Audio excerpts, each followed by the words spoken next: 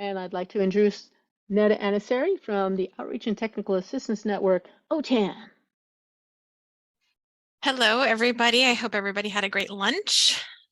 You are in the session to better understand the needs of your Muslim students, either in your programs or in your classrooms. I'm really happy you joined us today. I have a few items on some slides for you so I can kind of help you understand maybe the religion a little bit better. I can't speak for all the cultures that represent Islam, but I will try my best to kind of clarify the differences between culture and the Islamic religion. I just want to do a check. Melinda, do you see my slides okay? Are they in full screen? Yes. Great, thank you. So again, this is Neda Anasari. I'm a technology projects coordinator with OTAN. I know many of the faces on the screen today. Thank you so much for joining us. I just wanted to kind of share a little bit about me and why I'm here. So I am a mother of this beautiful little ray of sunshine that you see on the screen. Her name is Hannah. I'm also the daughter of two Yemeni immigrants who landed in the early 1960s to New York City, seeking a better life for them and their family. I am a former adult education, actually I'm a forever adult education instructor, I should say, and once an adult ed coordinator. I am a lifelong learner. I work for the Sacramento County Office of Education on a special project that, also known as OTAN. And I felt motivated to start doing a lot of these presentations after many of the other professional development opportunities that we've had with the diversity, equity, and inclusion lens. So I felt that we probably have a space to do more of these discussions, knowing adult education and knowing our student population. I wanted to help our educators and our administrators out. I am not the knower of all things, so I took this time to add the slide for us to just kind of take a quick deep breath, including myself. If this triggers your allergies in any shape or form, I apologize. But it really is just an opportunity to the colors, I see calmness, I see just kind of peace, and I just want everybody to be gentle to yourself, gentle on all of us in this room, because again, this is a topic that I don't claim to be the expert on by all means, but I do have some information that I could potentially help educators and administrators understand their student population a little bit better. So this is just a quick reminder for us to be gentle with each other for this session and the sessions that we continue to attend throughout the summit. So, I kind of added a description a little bit here, but I did want to focus on a couple of different things today. I underlined kind of the major goals of our session. There are so many different Islamic cultures throughout our world and, modifications in some areas of beliefs. And so, this is an opportunity for us to celebrate each other. And we know that we already do that in adult education because we have all of our students come into our classroom with different needs and different cultures. And we love it and we embrace it and we celebrate it. But how can we take that a bit further? So in that second paragraph, you also see that how can I help provide a safe and welcoming, supportive environment for all learners? And that's the idea is to really kind of celebrate our differences and our similarities. So I'm glad again that you're joining us today. I do want to invite Melinda at any time to interrupt me if there are questions. There will be some natural pauses, Melinda, so this is just an opportunity for me to remind you that please interrupt me if you see any questions that I haven't been able to see. Unfortunately, I haven't mastered that multitasking of checking chat and presenting online. Not a problem. Thank you. This actually was a joint effort. She is not here with us today, but I do have to give credit where credit is due. Alia Khan is a SCOE, a Sacramento County Office of Education program analyst who partnered up with me to develop this topic. And we've done some staff professional development at the Sacramento County Office of Education with a couple of different presentations. She is not here with us today. She is not in the adult education space, but she is a valued participant in this presentation. So I had to give her a quick shout out. Within our goals for today, I do want to identify a couple of common terms to help you understand a little bit more about the religion. I have an activity to identify Muslims that you may know. Some of the Islamic practices. We'll dive deep into Ramadan and what that means for your students if they're in your classroom.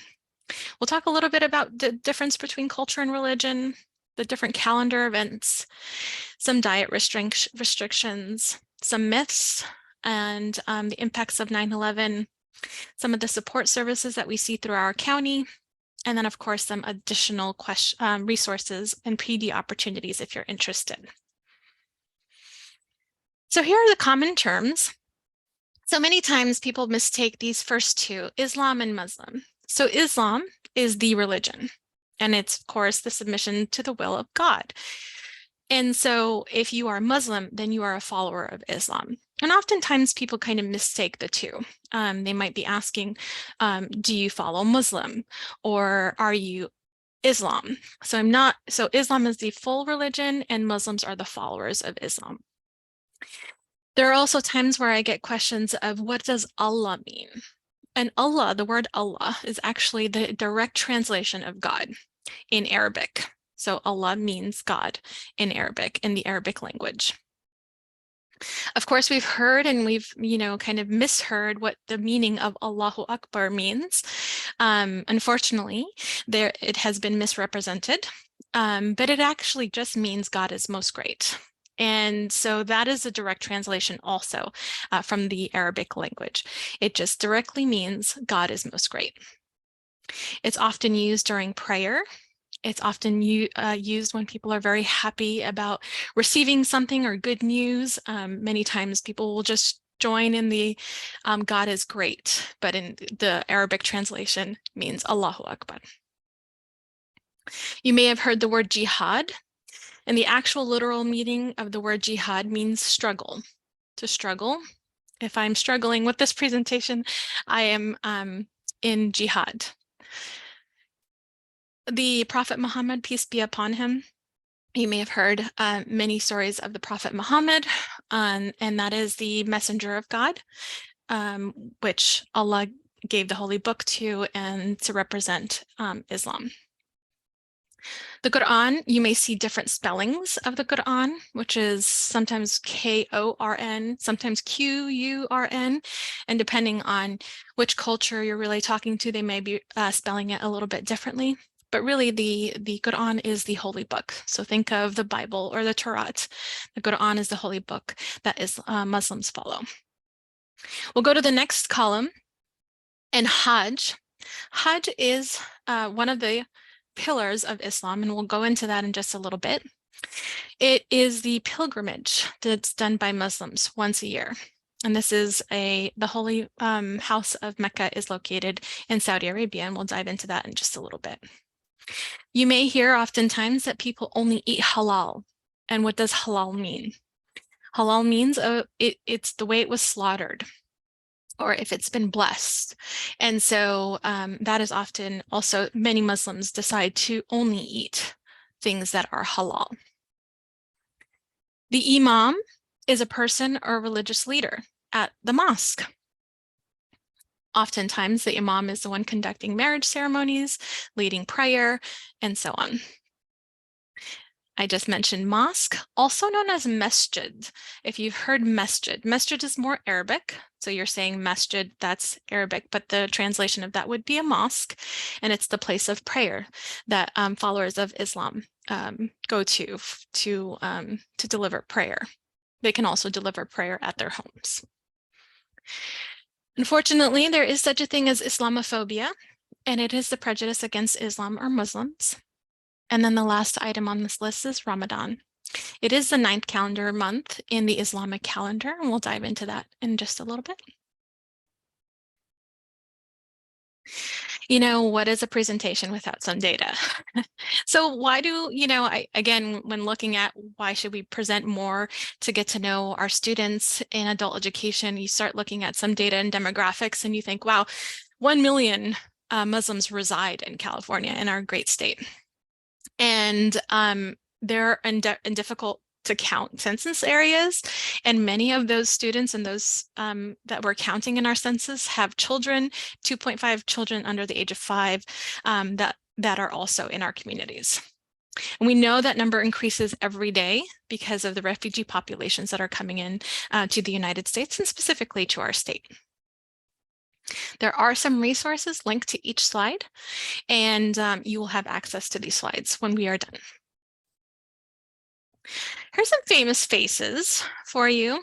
And I like to put this slide up because mainly, you know, sometimes when you're delivering instruction and some of our students that we may have in our classrooms like to see each other, see us in those presentations. So this kind of gives you a general idea of some of the Muslims that we know that we see on TV. You have Muhammad Ali, you have the Hadid sisters, Kareem Abdul-Jabbar, and many others. These are just a few faces that are Muslim and that let the world know that they're Muslim. So I put the slide up to really just encourage educators to use some of these faces in their presentations and their handouts and their resources, because, you know, what better way to make our students feel like they belong in our classrooms. So I promised I was going to dive a little deeper into the pillars. And oftentimes we'll get, well, what do Muslims really believe in?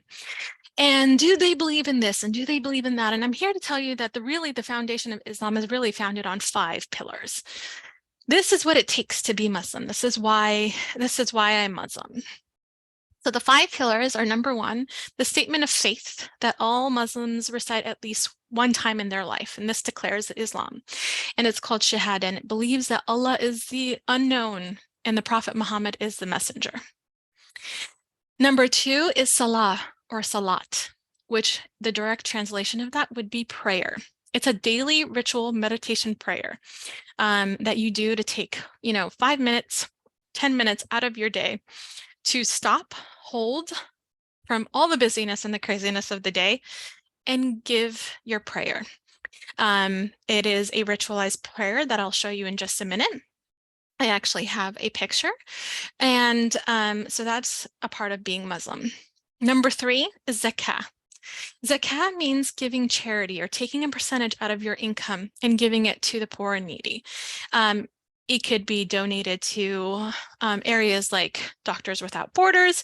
It can be donated to areas such as Islamic Relief. Many times we'll get questions of, well, can I donate it to UC Davis Children's Hospital?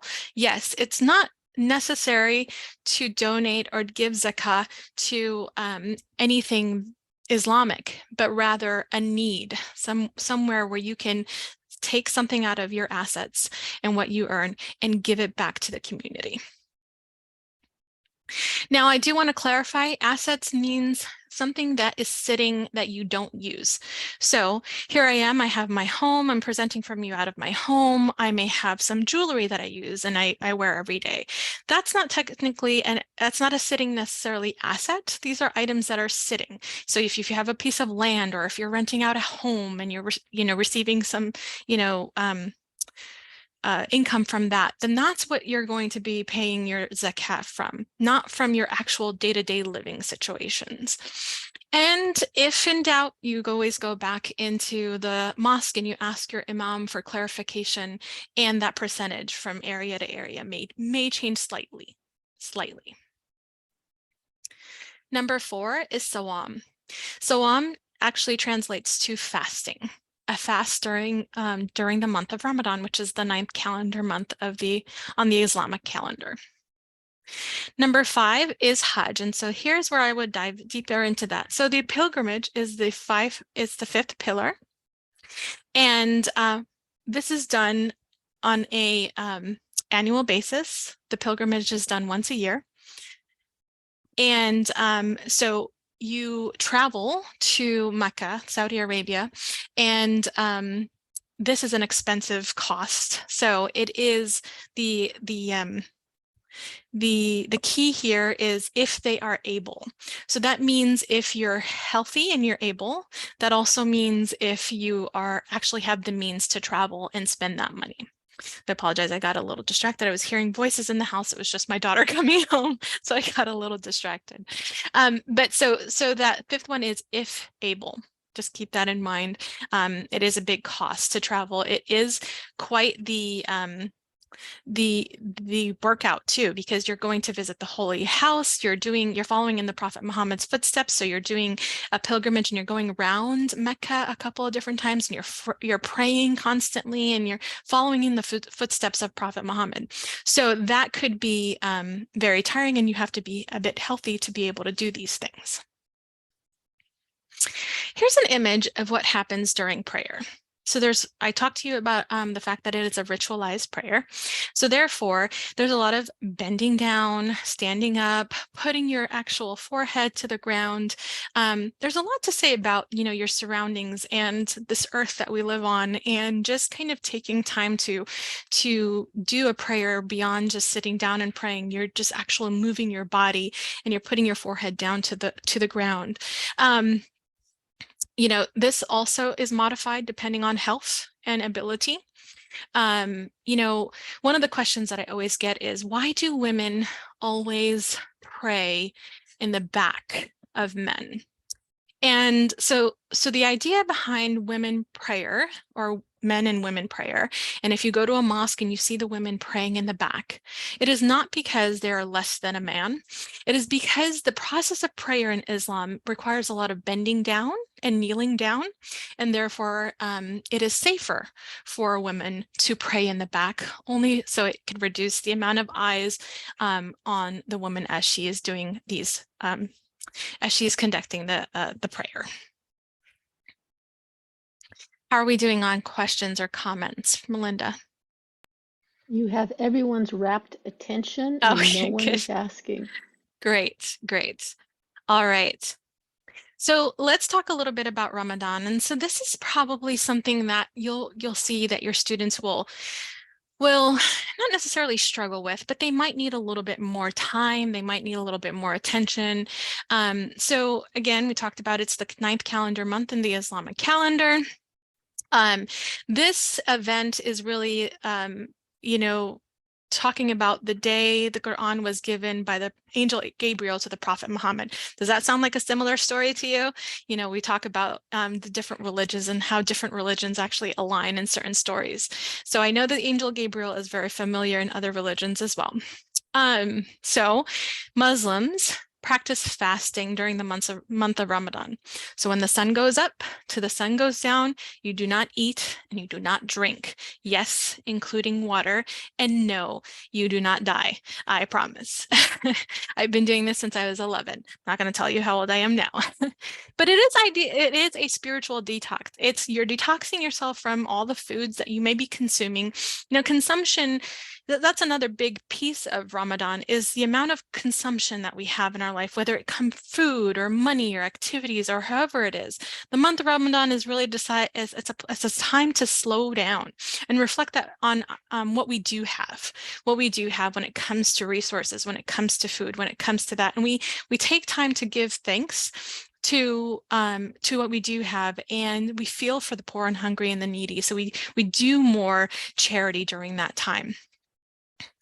One of the things that you might encounter, and sometimes this happens with my coworkers as well, is when I'm fasting during Ramadan, I always just try to stay far away from people, or if I do get closer, I kind of cover my mouth a little bit. And that's because I've been fasting all day, so I'm a little worried about my breath.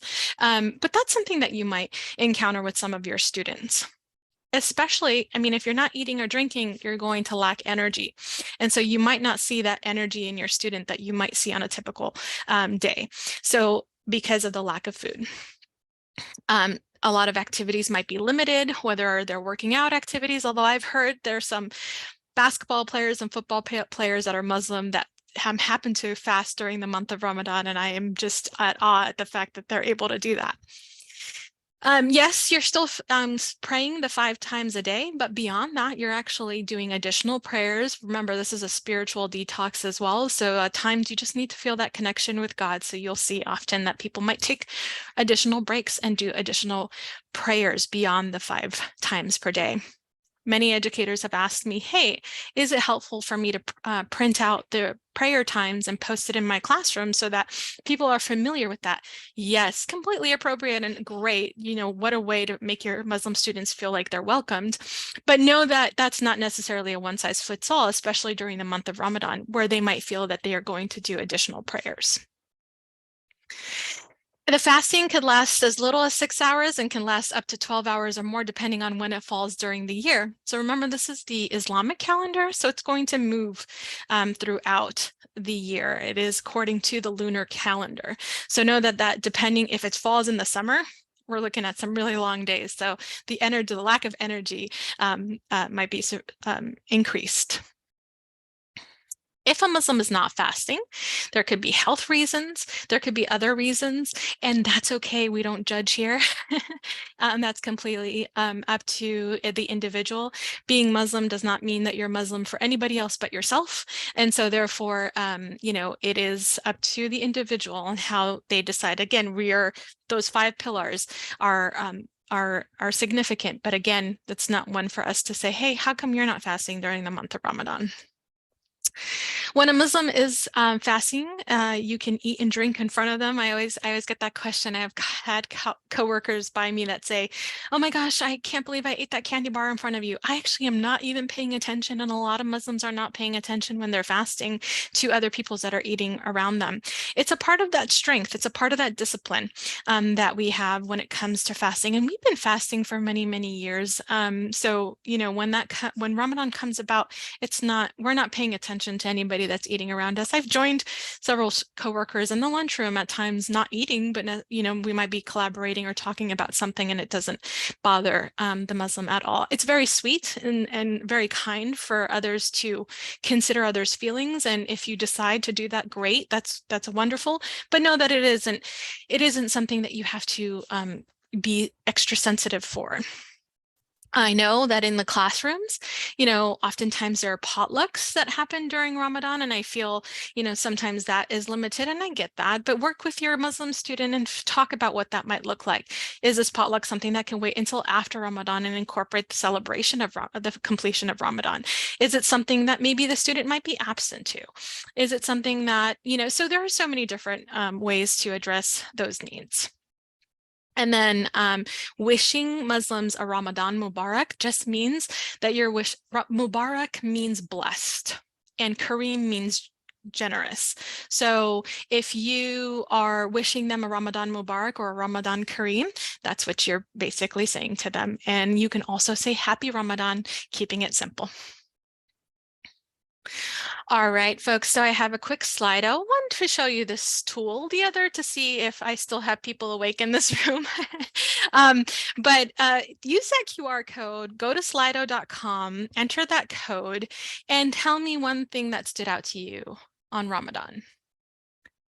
If you can do that, that would be wonderful. I do see B. Crawford getting to work there. I saw that phone taking that scan. Thank you. But and I see one participant typing right here. If you haven't already discovered Slido.com, this is I work for OTAN. What do you expect? Slido.com is a great tool that you can incorporate into either your Google Slides or your Microsoft PowerPoints. And you can make your slides a little bit more interactive. Oh, I see 5 participants typing. So we're going to see their responses come up on screen. So I didn't know they did extra eaters during Ramadan.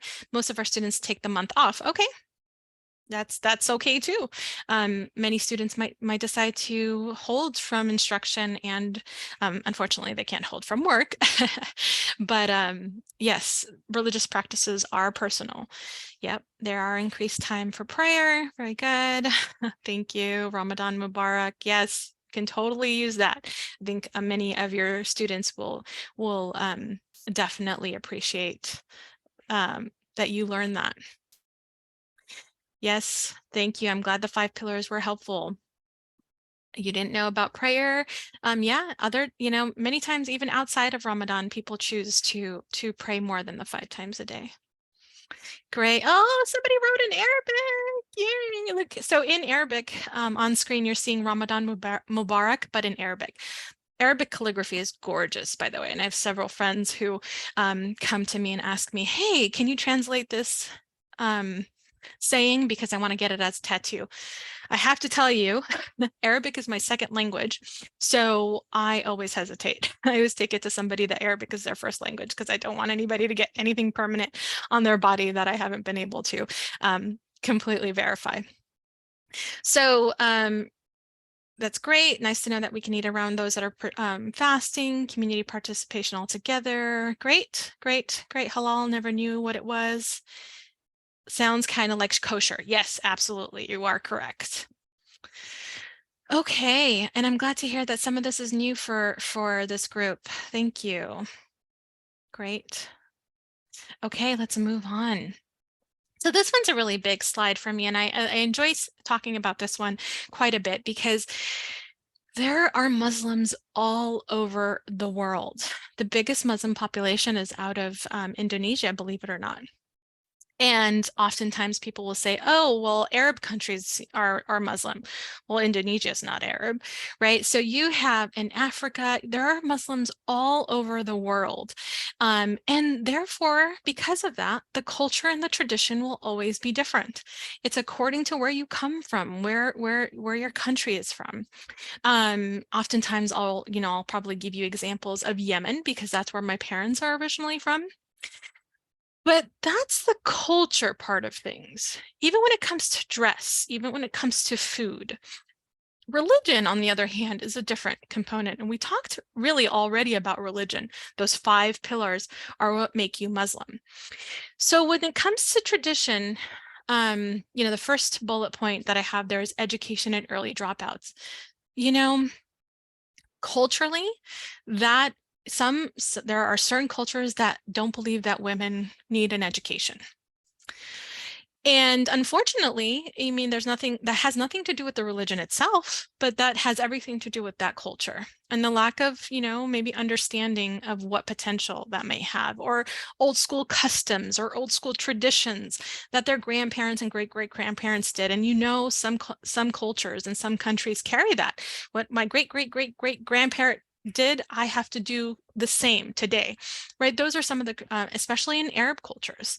So you might see some folks that are coming back into adult education to get their high school diploma, to get their high school equivalency. I will say I am one of them. I'm a Yemeni, my parents were of a Yemeni culture. And I got married when I was 16, and that was okay. It wasn't arranged, it wasn't forced. I was completely okay with it. 16, wanted to wear a fancy dress and and have a celebration, but it had nothing to do with the fact that it was because I was Muslim. It had everything to do with the fact that my parents were of a Yemeni culture that believed that that was appropriate. That's kind of targets a little bit about that second bullet. The third bullet talks about certain attire for men and women. So you might see that men might wear long dresses, long white dresses, maybe different colors. Some of them might wear longer shirts up to their knees with some pants that match. That depends on where they come from. There's a difference between how maybe an Arab man might walk into a mosque, let's say, or a Pakistani man and how they might walk into a mosque, or an Afghani man, and so on. So everybody has a different dress. Sometimes their headwear and hats and how they look. You have some Lebanese or Egyptian ones that have the longer red ones with the little tassel that comes out of them, and others that might just have a white piece that goes on top of their head, similar to like a yarmulke or something similar to that. Anyway, that is cultural. That has nothing to do with religion. I often get the question of, oh, are all marriages in Islam arranged? No, it actually has nothing to do with the religion. The religion does not say marry your children young. It doesn't say that anywhere in the Quran. Arranged marriages come from culture. And as you know, there are other countries that are non-Muslim that practice arranged marriages. So technically, that kind of shows you that it's not just the religion that's really talking about it. There are certain customs and traditions that do this. I am also divorced, just sharing all my information, TMI today. But, many people said, oh, what did your culture tell you? How did you survive through your culture because you got a divorce? It was none of my culture's business if I got a divorce. Divorce is a stigma maybe from culture to culture, but it has nothing to do with the religion itself. the oppression of women. Oh my gosh, I can't. Your religion is beautiful, but I just can't stand the fact that they oppress women. No, the culture, I mean, the religion itself doesn't oppress women. Certain cultures, unfortunately, have practices that may seem that way or may be doing that. But that has nothing to do with the religion itself. There are cultural silos, though, so you'll see a lot of the Afghanis hang out together, maybe. You'll see many of the Pakistanis hang out together. Mosques, sometimes there are mosques that, you know, many Arabs go to this mosque, but you don't see a lot of Pakistanis or you don't see a lot of Afghanis. And so now they've kind of established these different silos. And unfortunately, silos are in every culture, not just in Islamic cultures or Arab cultures or Islamic observing cultures, I should say. But you might find that in your classrooms that some of your students might be grouping up depending on their culture. It's influenced by every custom within that country. And so we'll move over to the second side where it talks about religion. And I talked to you a little bit about that whole, you know, lack of education and school dropouts. You know, the religion is founded by a word. When the angel Gabriel gave the Prophet Muhammad the holy book of the Quran, he said, read. That was the first thing out of the angel Gabriel's mouth, is read. Iqra. Iqra is in Arabic means read. And so therefore, that's the establishment of the, you know, when you think about Islam, you think about education, that's the first word out of the angel Gabriel's mouth to the Prophet Muhammad. So it can't be one of those things where education is not important, because that's kind of the foundation that we understand when we think about Islam. There are 5 basic pillars. Beyond that is just traditions. There is a right to an education, a right to work, a right of freedom of choice. The rights of inheritance, many people say women have any rights. They do. They have their rights in the Quran that says about their personal property, voting, divorcing. This is a life of a woman, and she makes the changes or those decisions for herself. Financial and personal independence. And as a matter of fact, women in our culture, no matter if they get married or if they don't get married, they keep their original maiden name.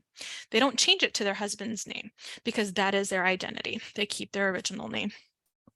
Okay, let's move on. How are we doing? Let's stop for a second. Melinda, can you help me out? Sure.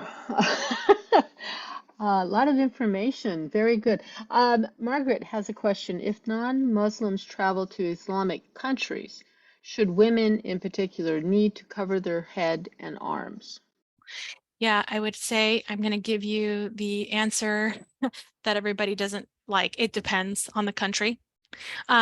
Right, I've heard, so if you go to Egypt, for example, that's not going to be a problem. They're primarily Muslim, but they also are Muslims that don't practice covering. Not everybody practices covering their head, for example, or their hair.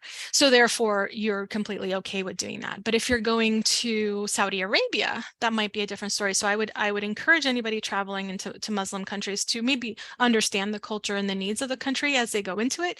It's not, unfortunately, not a blanket statement. It depends on the country. If you're going to Lebanon, you won't have to worry about any of that, and they're, you know, a Muslim country. So it really depends on the country. Sue just posted that she appreciates the distinction between cultural and religious Thank you. practices. Thank you, Sue. Okay, so let's continue. So I'm talking a little bit more about, you know, calendars and holidays observed. So we think of 3 major events happening in a Muslim's life throughout the year. And that's, we talked about the month of fast, which is Ramadan. Eid al-Fitr, it means the festival of breaking fast. And that happens right after Ramadan.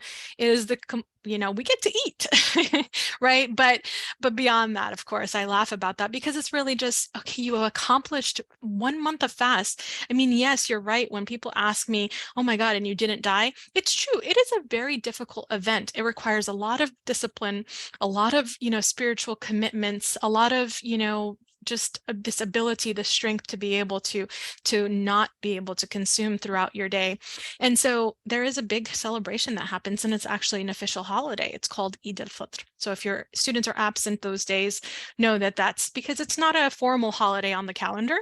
They're not going to be getting that day off typically, so they might be absent, and hopefully this is definitely an excused absence. Another event would be Eid al-Adha, the festival of sacrifice, and you might, think of, hey, I know that story, the story of Abraham and the story of sacrifice. That's also in different books, but also that's another holiday that happens on the Islamic calendar, and that's the celebration. One of the story of Abraham, but two, the completion of Hajj, the fifth pillar, and the pilgrimage to Saudi Arabia to visit the Holy House of Mecca. So some things to keep in mind when scheduling major events, when scheduling testing, when scheduling meetings with your staff, with your students, however that works out, depending on who you have on staff and in your classroom. Consider these dates when you're scheduling these things, especially when it comes to testing. I mean, even staff meetings, it's helpful to kind of also pay attention to these events as well. And if they're absent or they've taken the day off or they need to leave early, now that these are on your calendar. There might be additional holidays that might be observed depending on certain cultures. There's some holidays like the Prophet Muhammad's birthday, for example. Some cultures have an actual celebration and they close schools and such. So if you hear of that, that is, also additional holidays. But really, these are the three major holidays in Islam. And like Ramadan, there's Eid Mubarak and Eid Saeed, Saeed meaning happy. So I just wanted to kind of let everybody know that if you wished somebody a Eid Saeed or if you wish somebody an Eid Mubarak, that is what you're wishing them, is just a happy Eid. And of course, you can still use happy Eid. Yes, the slides will be shared. Absolutely. So let's talk a little bit about diet. It is true, pork is not allowed. We're not allowed to have pork. And I know many of my colleagues have said, but how do you do it without bacon? I know bacon is a favorite, and we can't have pork. And there is a verse in the Quran that, states why we can't have pork. The idea is that the pig does not have a clean living environment, and therefore, in certain cases too, if not cooked correctly, could, potentially harm the individual consuming pork.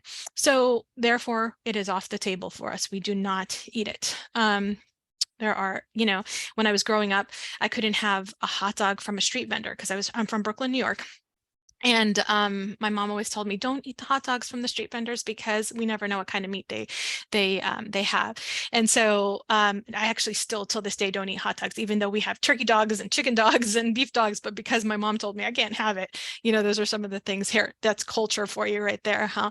But so these are, some of the things that you might see that your students are not maybe participating in because they're really, really sensitive to, well, was it cooked? Sometimes is it cooked on a plate that may, those big grills where you grill everything at the same time. So if pork was on it, therefore your students might not feel comfortable eating off of that. Vegetarian, you might see more and more vegetarian options because it's safer for students to eat. They might feel very comfortable doing that. We'll go to the next one, which is no alcohol. So there is no alcohol also, and it is also mentioned in the Quran that, even some people will say, well, wine, or if I know how to control my alcohol, yes, that is all true. But in the Quran, it's basically saying, well, this is one thing that, if you take too much of, you can't control, and therefore will make choices that are beyond your ability to control. So therefore, it's off the table. And, this comes with, well, I have this medicine, or, hey, how about some NyQuil? I mean, it has alcohol in it. True. In severe cases, yes, absolutely take that medicine, but avoid it if you can. And what else? Another piece that I always get is at a restaurant, people will cook with alcohol, for example. I don't cook with alcohol, but if I go to a restaurant, I typically tend to say, no, I don't want any alcohol in my food. Even though the restaurant will assure me that the alcohol is all cooked out, I personally choose to not eat that meal or that dish because it was cooked with alcohol. That's my preference. If you have a Muslim colleague or a Muslim student that is okay with, other, the alcohol cooking out, then that is their choice. But just know that, sometimes people are a little bit more strict on that. We talked a little bit about halal already. So similar to kosher slaughtering practices, you'll tend to see probably people eating more fish, eggs, vegetable, that those are, you can ensure that they are halal, in all cases. But when it comes to beef and lamb and other meats, people tend to choose the halal route. So they buy the meat halal and they make it at their homes or go to restaurants that ensure that they have halal meat. I still am not there yet. I cannot do it without the In-N-Out burger just yet. I'm headed towards there one day, hopefully, but not all Muslims practice the halal meat piece. So know that that's, another piece to consider as well. And then, the practice in every religion of no waste or no overeating. And that's a typical practice and is mentioned in the Quran as well. Okay, this slide is really kind of designed to help you, understand a little bit more about like attire and countries and languages. I talk about like hijab. So what I'm wearing today is a hijab. Some people wear it differently. Some people in different cultures cover their face. Some people don't necessarily wear pants and a shirt. They choose to wear something called an abaya, which is a full-on dress, which you can kind of see of the image on this slide. It varies. Remember, we go back to culture. It depends on what the customs of that country is, or their ancestors, or how their grandparents did it, or their parents, or what they believe is a cultural accepted way of doing things. We talked about Arabic calligraphy and how pretty it is, and at times people use them as tattoos. Muslims, on the other hand, there's this big kind of debate of, are you allowed to have tattoos? And behind that is a lot of, discussions of, well, you're not supposed to put anything permanent on your body. And, so there's larger conversations of that I'm not going to go into today. Holidays are celebrated differently and longer, depending on the country. Like I'll speak to Yemen practices. The Eid that's celebrating Ramadan, or the completion of Ramadan, is celebrated at least 5 days after. So they take the week off. And then if it's Eid al-Adha, which is celebrating Hajj, and that one, they might be taking 10 days off. So believe it or not, schools are closed for 10 days. Houses are celebrating, inviting people. You might be getting good food delivered to you, or your students might be bringing it to you. Just know that it depends, and it varies from country to country. I talked about the number of Muslims in the world, or in California. How old is Islam? So the Islamic calendar shows 1443 years old, and that's the Hijri calendar, aka the lunar calendar. Other famous names that you can use with your students that they could see themselves, in those lessons, and or if your staff, not just your students. And so, observance and varies from person to person. So some pray daily, some might not pray. Some choose to pray at home. Some may not be praying in the office, or might not be praying in the class or in class. Some eat halal, some don't eat halal. Everybody has a different kind of, way of showing that they're Muslim, or they're expressing their individuality. So I just wanted to kind of take this slide to kind of really discuss other things that you might notice that are different. So I wanted to capture a couple of myths. We do not own the genie, I promise. But so one thing is, yes, the Quran was originally written in Arabic, and it's been translated. Not all Arabic people are Muslim. So even if you do know that there's an Arabic speaking country that, like I mentioned Egypt earlier, there are several thousands of people in Egypt that are non-Muslim. So, and then not all Muslims speak Arabic. I talked a little bit about the Muslims in Indonesia. I've talked a little bit about Muslims in India, for example, and so on. They're not going to be speaking Arabic, but they are still Muslim. So not all people that cover their hair or wear a hijab are Muslim. That's true even for people that cover their hair, and some that don't. they're still Muslim. They just chose not to cover their hair. The religion calls for modesty, and the culture kind of tells you what that means. Whether it's wearing a hijab, not wearing a hijab, wearing a abaya, covering your face, that really depends on the culture. So, that will vary. If you cannot remember the word hijab, it's okay to call it a scarf. So sometimes people, can't remember that, and that's okay. It is technically a scarf. So that last one is, it's not offensive. I mean, this is a big one for me because I get this is it okay to say Merry Christmas to you? And I say, absolutely. Muslims believe in the prophet, in Jesus as a prophet. And there are stories of Jesus in the Quran. His name is mentioned over 117 times in the Quran, along with other prophets like Moses, Job, and others that are in your books or in any other book that are also included in the Quran, the Islamic book. Oh, unfortunately, I have 10 more minutes, I believe. So I'm gonna start speeding it up a little bit, even though this is a very important topic. But we all know what happened during 9/11. Unfortunately, a group of people misrepresented the meaning of being Muslim and said and proudly stated that they're doing this for the sake of their religion, and that is incorrect. There is nothing in the book, nothing in the cultures, nothing in any of the Islamic beliefs that say it is okay to hurt other people. But unfortunately, they did misrepresent, just like any other culture. I mean, we talk about, the Crusades, we talk about what the KKK might be doing. There are people that say in the name of their religion, and they do really bad crimes, and it's terrible. But when I was building the slide deck, just to let you know, that middle image, I typed the word for the image, I typed the word terrorism, and that was the only image that came up. And so that kind of tells you, even when you're talking about terrorism as just a topic, that's, immediately the images that come up is unfortunately tied to what happened during 9/11.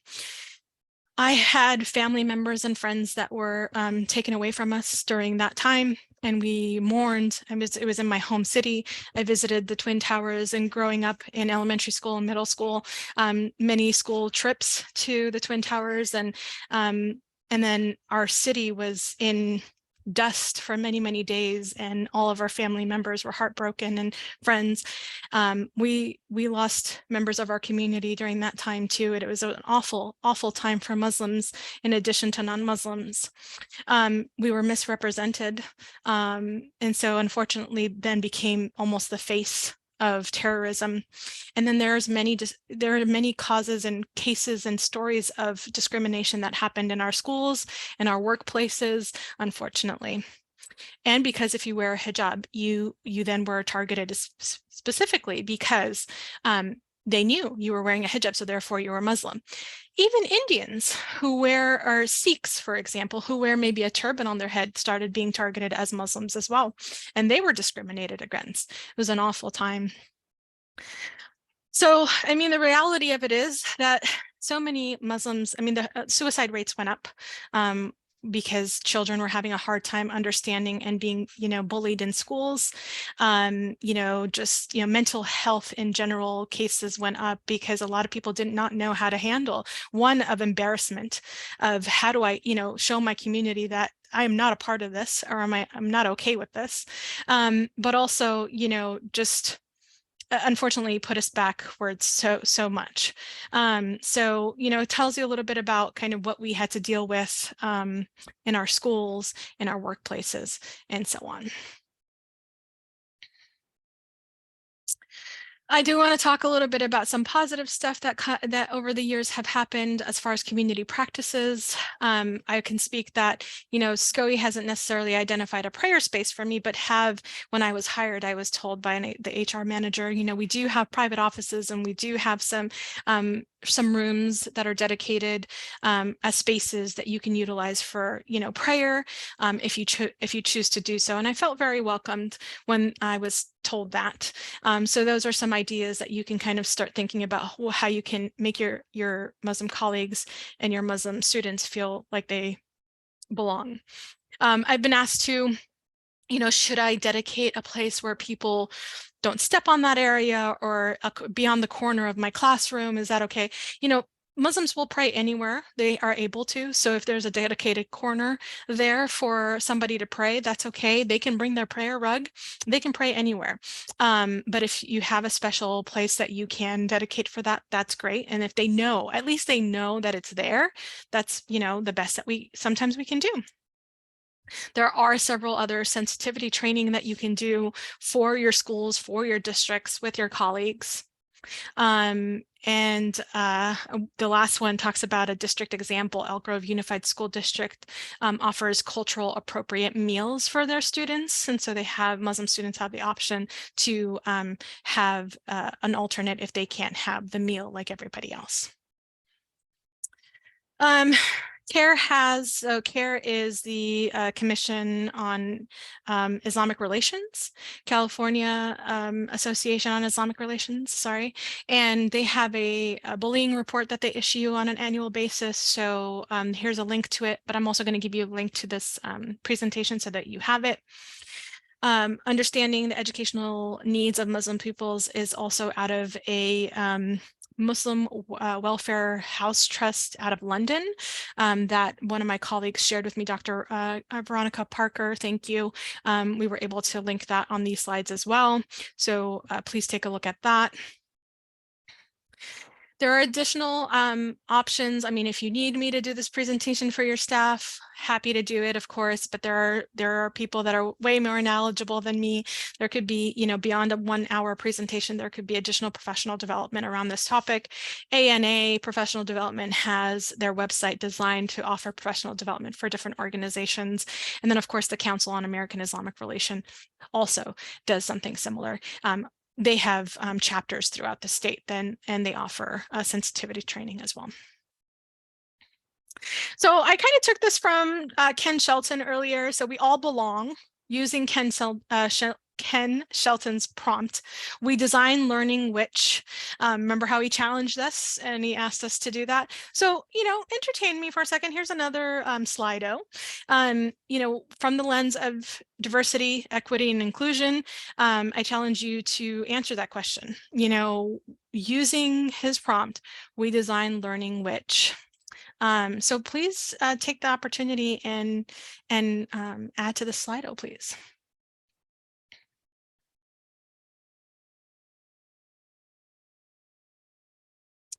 I'm looking through the chat as you do that. I see 4 people participating. Thank you. Okay, yeah, we'll be sharing slides in just a minute here. Absolutely.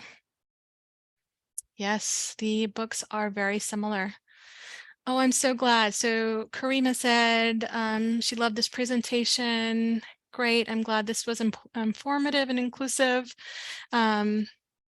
As a practicing Muslim who does not wear a scarf, I felt included. Oh, great. I'm so glad, Karima. Thank you. I'm glad everybody's I get great notes here from the chat. Thank you so much. Carol said, thank you for pointing out the impact of the calendar planning, testing schedules. Comparison helps understanding. Thank you, Carol. Paige, hello. Oh, I'm so glad that you found it interesting and informative. Thank you so much for attending. I appreciate it. Oh, good. I'm glad. I'm so glad that you learned a lot in this last hour, Blanca. All right, great. So let's take a look at the Slido. So we design learning in which includes, respects, and welcomes all voices. I love that. Respects others on how they want to be respected. Reaches students not only where they are, but taking into consideration who they are. Thank you. We design learning in which represents all of our students. We design learning which is inclusive of all cultures. It's important to represent many, especially in our curriculum and our materials. We design learning in which is inclusive. Thank you so much. I appreciate everybody that contributed to this poll. Okay, the moment has come. You may have this presentation. It will force you to make a copy so you can have the slide deck for yourself. I include it so that you can use a QR code. You can do that. You can use my bit.ly. And A bonus item is the debunking myths activity. So there, in addition to this presentation, there's also a debunking myths that I did at the Sacramento County Office of Education.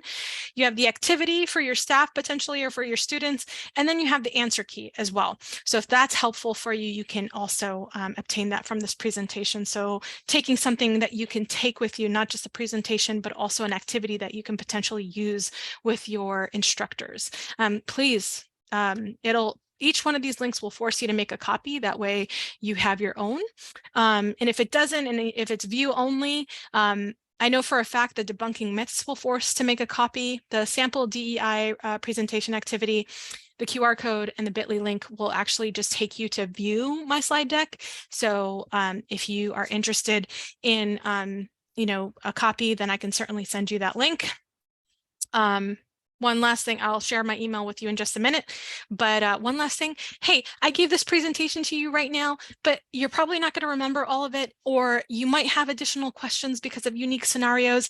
I've done this presentation once and I've gotten, hey, my son is going to marry a Muslim woman and I don't, there are certain things that I have questions about. Can you please help me? I mean, yes, like some of those questions are okay. I mean, it's absolutely okay. Please, I want to be help. I'm here as your colleague. I want to be a resource for you. So when in doubt, ask me. Don't be afraid to ask any other Muslim beyond me. I mean, we're all there. Like I shared with you Alia Khan earlier. So ask. All right. And here's my email address in case you need it. And if you want me to share the presentation with you. There you go.